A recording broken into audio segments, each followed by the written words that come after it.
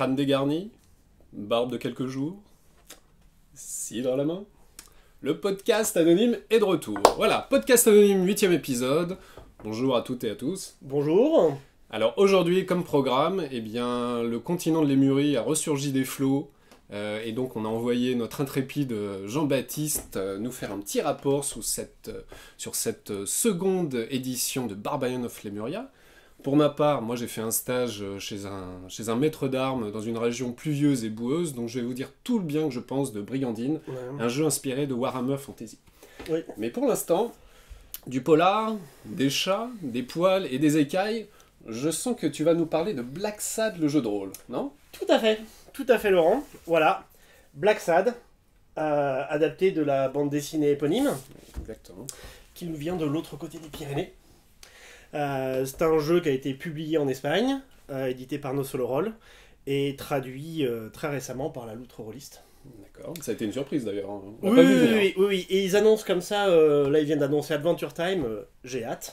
Voilà, la Loutre Rolliste sort des jeux très intéressants, sans passer par le crowdfunding, juste comme ça en passant. Et voilà, donc Black Sad, c'est donc l'histoire de Jean Noir Triste, notre ami John Blacksad, qui est un détective privé. C'est une bande dessinée dans l'ambiance très noire, très 50s, Bogart. On est dans l'Amérique un peu des démunis et des très riches qui sont de l'autre côté de la barrière. Et Laurent m'a prêté la bande dessinée pour que je puisse la lire, parce que moi j'ai lu le jeu de rôle et je me suis rendu compte que je connaissais pas la BD. Moi je suis un grand fan. Oui, et c'était un grand dommage. Et voilà, donc on a l'histoire de ce chat noir, à qui il arrive effectivement pas que des bonnes choses. Non. Voilà. C'est un aimant à problème. Hein. C'est un aimant à problème. Un petit peu comme tous les détectives privés du noir, après Complètement, tout. Hein. C'est complètement. vraiment le principe. Donc le jeu Black Sad, c'est un livre qui a l'air assez gros, mais c'est un livre de 160 quelques pages, qui est papier glacé, épais, magnifique, illustré complètement avec de la bande dessinée. Donc le dessinateur a fait à mon avis, quelques petites retouches, parce qu'il y a quelques plans de personnages, là, comme ça je me rappelais pas les avoir vus comme ça dans la BD, mais qui sont vraiment superbes. Et c'est un jeu qui propose de rejouer dans l'ambiance des films noirs, ces histoires à la frontière de la morale, où Toujours. le bien et le mal ne sont que des mots, et parfois on agit pour soi-même ou pour les gens qu'on aime, contre sa propre morale. Et ça, c'est exactement ce que le jeu essaye de retranscrire dans son système. Donc on va pouvoir jouer des chats. Entre autres. Mais c'est pas mal. Et effectivement, on joue des animaux anthropomorphes, comme dans la bande dessinée, sachant que, et moi je trouve que c'est très bien qu'ils aient fait ça, quel que soit l'animal auquel on appartient, ça n'a aucune incidence sur le système en soi. D'accord.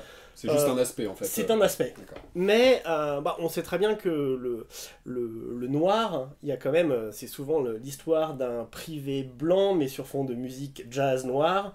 Les luttes de classe sont autant que les luttes de race. C'est très très important dans ces univers. D'ailleurs, surtout à cette époque. Hein. Exactement. Et d'ailleurs, le racisme en fait ressurgit souvent dans la BD. Tout Il y à a fait. un racisme entre ceux qui ont des poils et ceux qui ont des écailles. Exactement. Et ça, c'est intéressant. Donc, la notion de race animale, d'espèce animale, je suis pas biologiste, hein, ne m'en voulez pas, mais cette notion de racisme est vraiment très retranscrite dans le jeu. Je reviendrai sur la partie des PNJ après, c'est très intéressant ce qu'ils ont fait. Le jeu, en gros, un tiers du livre est consacré au système de jeu, qui est très très simple. On va lancer entre 6 et 8 D6, on compte des succès. Je vais pas trop m'attarder sur la mécanique de base qui est relativement simple. Elle est assez basique. Juste sur le fait que en fait on peut lancer 3 types de dés dans une action. On a les dés qui dépendent de ses caractéristiques, de ses attributs, de ce qu'on est capable de faire. Il y a les dés de tension qui sont quand on agit contre sa morale et ses convictions. Ce qui est, le but c'est quand même d'aller contre sa morale et de faire des choses que normalement on ne ferait pas dans le noir. Et puis il y a en gros des dés de complément pour complémenter une main de dés qui sont un peu des dés de joker qu'on va rajouter. Alors c'est une raison pour laquelle on trouve dans le commerce justement certains dés spéciaux faits pour le jeu. Quoi. Tout à fait. Et les packs sont vraiment prévus pour répondre au jeu. Quoique, si j'ai bien vu, il n'y a que 2 dés rouges, 2 dés de tension dans les packs, et a priori on doit pouvoir lancer jusqu'à 3. Bon, mais ça c'est... par contre pour le reste, les autres dés normalement sont vraiment en nombre précis pour un joueur ou un lancer de dés, enfin si on accepte de prêter ses dés autour de la table.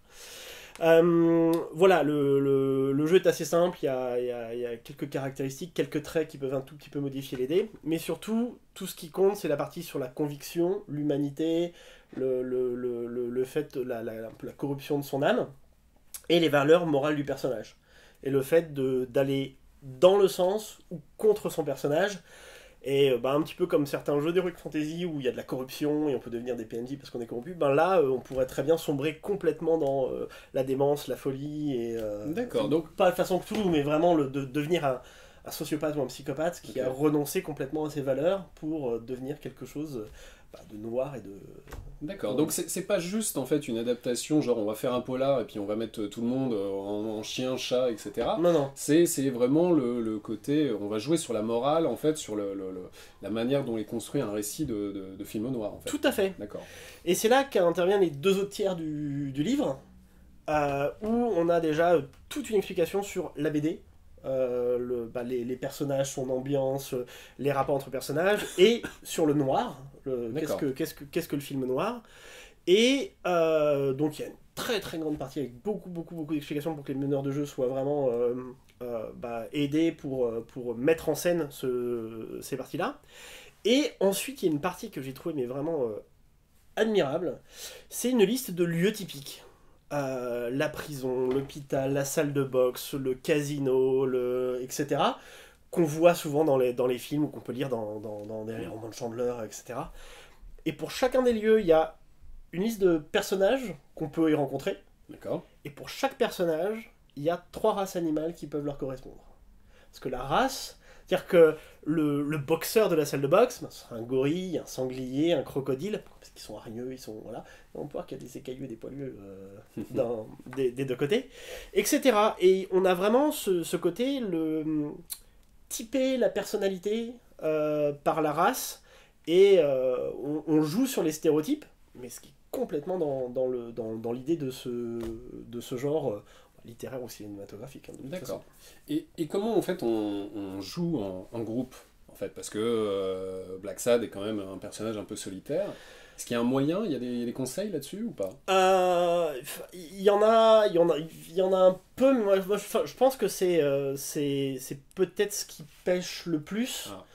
Dans l'idée de normalement le noir c'est le privé seul. Oui, c'est le solitaire. À la rigueur il peut avoir son assistante ou un journaliste avec qui il travaille, quelque chose comme ça. C'est souvent des petits groupes, c'est 2-3 personnes, et à mon avis d'ailleurs je pense que pour l'ambiance, pour ce type de jeu, c'est très très bien pour jouer sur ce côté un peu intimiste. D'accord, donc en fait, petit groupe. Ça pourrait presque être un maître du jeu et un seul joueur, ou alors 2 joueurs et 3 joueurs maximum, quoi. Ouais, moi je pense. Histoire de pouvoir rester dans ce genre de. Surtout, je pense que ça colle vraiment plus à l'esprit. Je vois pas 5 joueurs, parce qu'on sait très bien que plus on a de joueurs, plus il y a de gens dissipés autour de la table, J'y arrive pas. discussion. C'est un jeu d'ambiance. C'est un jeu d'ambiance. C'est un petit peu sur cette idée dans l'appel de Cthulhu, pourquoi 5 personnes complètement différentes décident d'enquêter sur quelque chose. Il faut toujours que le maître de jeu trouve des idées pour les mettre ensemble, etc., qui sont un peu aberrantes. Le petit groupe soudé, logique, commun, et surtout avec moins de distractions autour de la table, je pense que c'est vraiment ce qui marche le mieux pour ce genre d'ambiance. Et à mon avis, pour Black Sad, c'est vraiment ce qu'il faut faire, quoi. Pour 2-3 joueurs, c'est vraiment parfait. D'accord. Voilà. Le jeu a aussi donc un scénario complet, 2 exemples de scénarios, remplis de personnages non joueurs avec des descriptions qu'on peut réutiliser, il y a plein de choses. Le jeu est vraiment bourré de matériel pour se lancer. D'accord. Et Il se vraiment suffit très à bien. lui-même ou Ah ouais, ouais, honnêtement. Pas besoin d'autres suppléments ou quoi que ce soit. Non, bah après, on peut toujours trouver d'autres lieux, inventer des histoires, parler de personnages. Enfin, pour les maîtres de jeu qui auraient du mal à faire leur propre PNJ, leur propre scénario, il y a toujours besoin. En même temps, il suffit de lire un bon roman, regarder LA Confidential, ou Oui. voilà. Ou relire la série Black Sad. Hein. Ou regarde tout simplement la série Black Sad. Il y a une galerie de personnages dedans qui est déjà assez intéressante. En même temps, ils ont tendance à mourir beaucoup aussi. Oui, c'est vrai. Mais on peut rejouer on peut rejouer Black Sad en fait quelque part.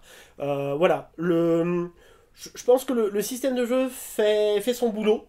Voilà, on va lancer entre 6 et 8 D6, c'est pas énorme. C'est très facile de regarder les résultats. Le système est assez basique, on n'a pas de points de vie, on a des niveaux de blessure, comme souvent dans les jeux contemporains. Voilà, je l'ai pas testé, on n'a pas encore eu le temps d'y jouer, mais j'avoue que j'aimerais bien, c'est assez tentant. À la lecture, je me suis dit oui, voilà, il retranscrit bien l'ambiance, mais voilà, c'est plus sur vraiment tous les à côté qui sont dans le livre, et l'ambiance qui s'en dégage, et tous les conseils sur comment faire du noir. Je pense que là, le livre, il est vraiment fabuleux. Et j'ai pas vu beaucoup de jeux de rôle qui traitaient du noir et qui en traitaient bien, surtout. Ouais. Mais c'est pas facile, très difficile. Le polar, le film noir, c'est pas facile. Mmh. Il y a quand même quelques jeux qui y sont arrivés. Moi, je pense que Hollywood, par exemple, Oui, est quand même bien arrivé. tout à fait, c'est vrai. Mais on n'en a pas beaucoup en français, ça c'est sûr. Ouais, Donc, ouais. je pense que c'est un peu le deuxième. Voilà, mais l'avantage, bah voilà, celui-là, il est en français et disponible. Voilà, voilà. Je pense que j'ai fait le tour de la question. À peu près. Ah bah écoute, moi j'en suis ravi, j'ai hâte d'essayer en tout cas, Évidemment. j'espère que ça sera le cas pour tout le monde. Voilà, se termine la première partie de ce 8e épisode. N'hésitez pas à suivre les deux autres, parce qu'il va y avoir Barbarian of Lemuria et Brigandine.